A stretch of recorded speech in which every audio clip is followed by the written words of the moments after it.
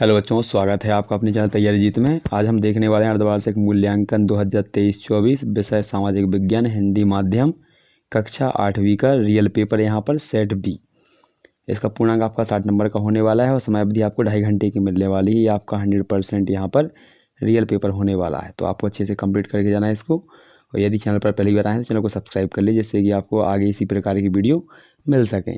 ठीक है, तो आइए शुरू करते हैं। यदि कोई डाउट है तो कमेंट में जाकर कमेंट कर सकते हैं।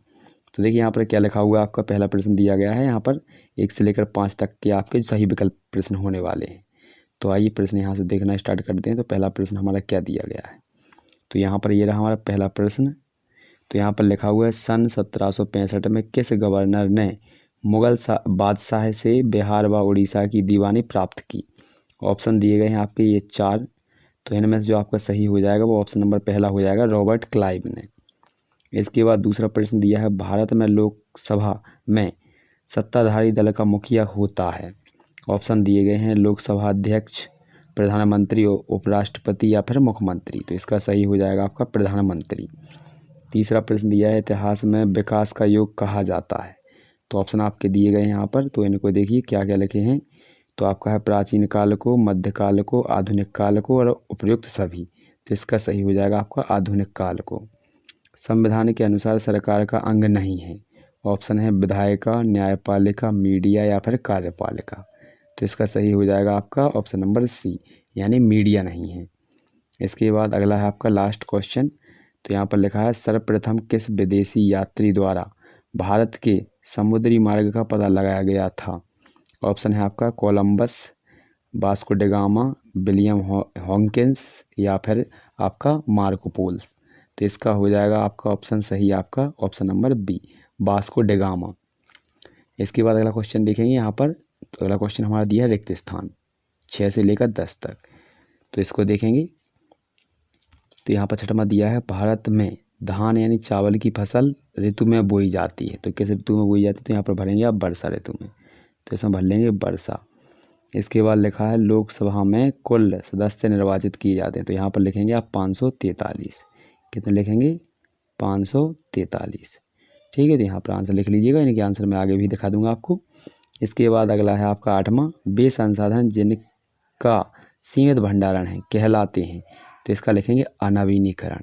क्या लिखेंगे, अनवीनीकरण स्रोत। इसके बाद पृथ्वी के पृष्ठ पर दानेदार कणों के आवरण की जो पतली परत होती है उसे क्या कहते हैं। ठीक है, उसे क्या कहते हैं, भूपर्पटी कहते हैं। आइए और आगे देखते हैं 10वां प्रश्न। इसके बाद फिर हम इनकी आंसर देखेंगे किस प्रकार लिखना है। अगला है 10वां, यहाँ पर लिखा है, ब्रिटिश काल में भारत में कपड़े रंगने के लिए की जाती थी। तो किसकी, नील की खेती। तो आइए इनके आंसर देख लेते हैं किस प्रकार से आपको लिखना है। तो ये रहे यहाँ। तो देखिए यहाँ पर ये आंसर लिखने थे आपको। तो ये हमारा पहले में भरना है आपको वर्षा, दूसरे में 543 और तीसरे में अनवीनीकरण। इस प्रकार लिखेंगे अनवीनी। ठीक है, नवीनीकरण, यहाँ पर अनवीनीकरण।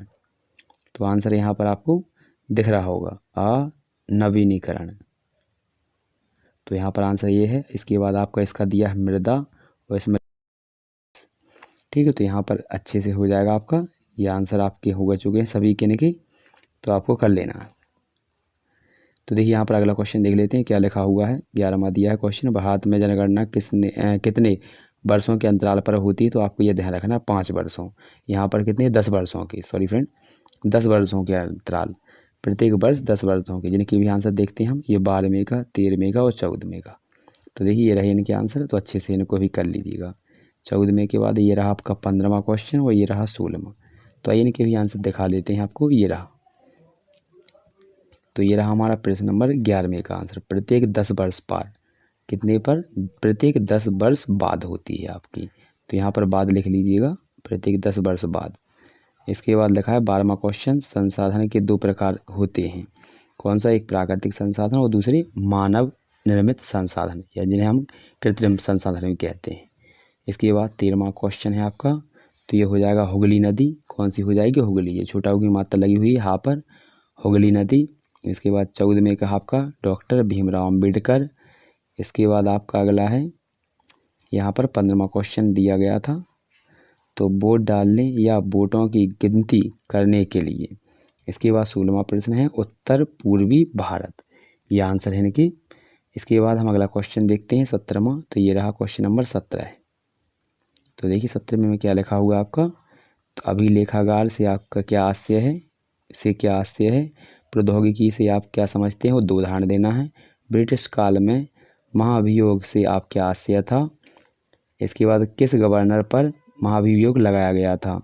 जैव मंडल किसे कहते हैं, धर्मनिरपेक्ष से आप क्या आशय है या फिर क्या समझते हैं। इसके बाद आपका ये दिया गया है 23वां क्वेश्चन। तो देखिए 23वें में क्या लिखा है, सहायक संधि की शर्तें, खाद्य फसलों एवं व्यापारिक फसलों में उदाहरण देना है, उदाहरण सहित अंतर बताना है। इसके बाद लिखा 25वां, जल की उपलब्धता क्यों कम हो रही है, जल बचाव की कोई 3 विधियां बतानी है। जैविक खेती से आप क्या आशय है या फिर क्या समझते हैं, इसकी उपयोगिता से संबंधित अपना मत लिखिए। तो ये हमारे 26 तक के क्वेश्चन हो चुके हैं। इसके बाद हम अगले जो वीडियो आएगा उसमें आंसर देखेंगे सभी के। इसलिए आपको चैनल को सब्सक्राइब कर लेना है ताकि जैसे ही वीडियो लेगा सबसे पहले आपके पास पहुंच जाएगा।